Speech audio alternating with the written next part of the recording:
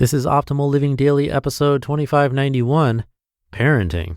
Who is it really for? And Actions, not words, reveal our real values. Both by Derek Sivers of Sivers, that's Sive.rs. And I'm Justin Malik. Happy Friday. Welcome to Optimal Living Daily, or OLD, one of a few shows where we read articles to you. Today, a special 2 articles. So with that, let's get right to them as we optimize your life. Parenting. Who is it really for? By Derek Sivers of Sivers, that's Sive.rs.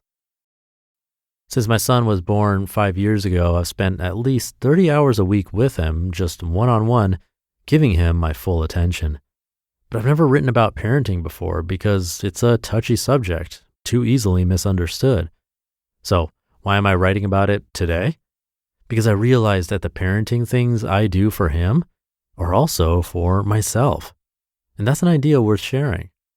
Here are the things I've been doing for my son since he was born. Cultivating a long attention span. Whatever he's doing right now, that's the most important thing. So I encourage him to keep doing it as long as possible. I never say, come on, let's go. We'll go to the beach or forest and make things with sticks and sand for half a day before he's ready to switch. Other families come to the playground for 20 or 30 minutes. We stay there for hours. Nobody else can play with us like this. Everyone else gets so bored. Of course, my adult mind wanders to all the other things we could be doing, but I let it go and return to that present focus. Entering his world. I'm very ambitious and try to do a lot with my life, but when I'm with him, I stop everything else. Phone off, computer off. I try to see things through his eyes, to put myself into his mind. When he gets upset, I try to remember what it was like to be his age and relate at that level. When he makes up stories, I enter his invented world. If he says we're cats in Paris, we're cats in Paris. The Minotaur is chasing us, we both run.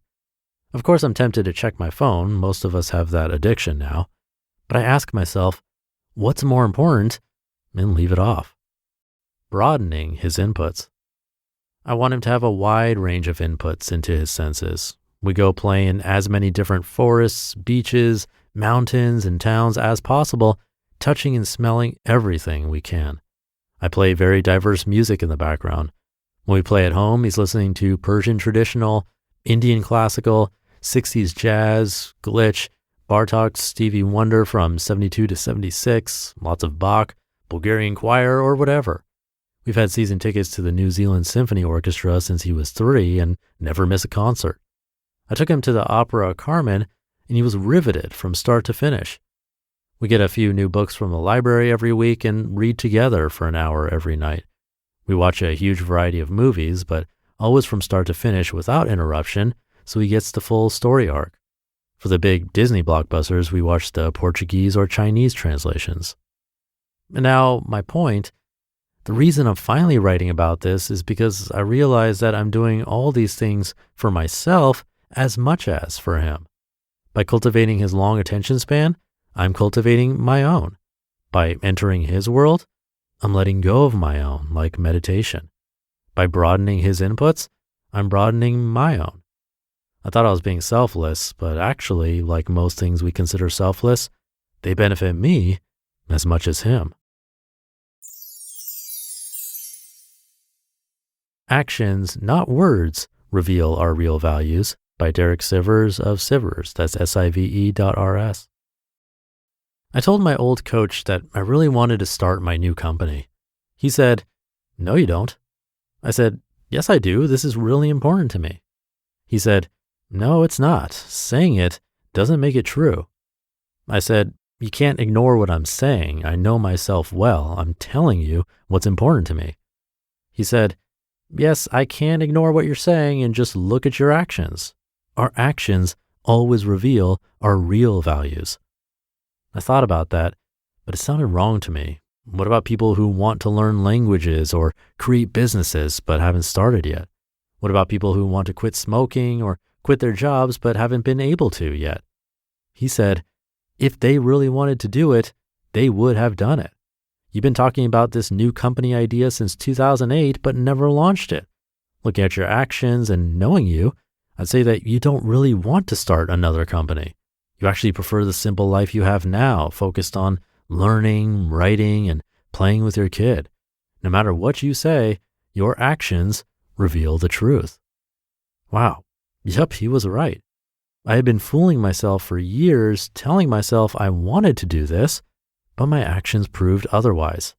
Yes, I wanted it a little bit, but I wanted something else more.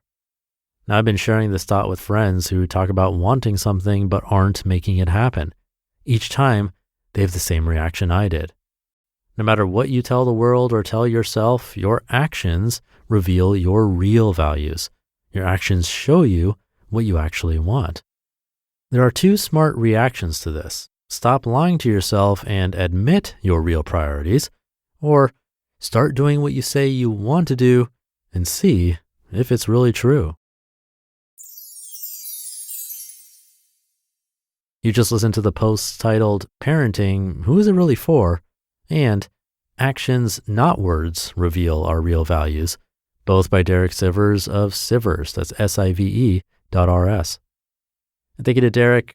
In the first post related to parenting, he brings up a good point there about how him raising a child to the best of his abilities also helps himself become a better person. Now, I'm not a parent, except to a couple of cats, so I'm no expert here, and I don't want to pretend like I am one, because far from it. But the idea of the activities he does with his child being sort of meditative is something I can relate to. It works with many different things after all. So for example, keeping as close as possible to his original example, I can play with my cat, kicking the ping pong ball around and she'll pass it back. She's quite good at that actually. But it can be easy to whip out my phone and read something while playing with my cat. Now, is there something inherently wrong with that? Maybe not in that exact example, but if, I don't know, I was having what I considered a pretty important conversation with someone and in the middle of my sentence, their phone came out, well, that could be disturbing. Distraction is easy, and focus or keeping the mind on the present, that's hard. We can't expect to always be in the present though, but trying to remind ourselves of the present moment is a great practice to have. So something to remember today. Hope you're having a great Friday if you're listening in real time, and I'll see you tomorrow over the weekend where your optimal life awaits.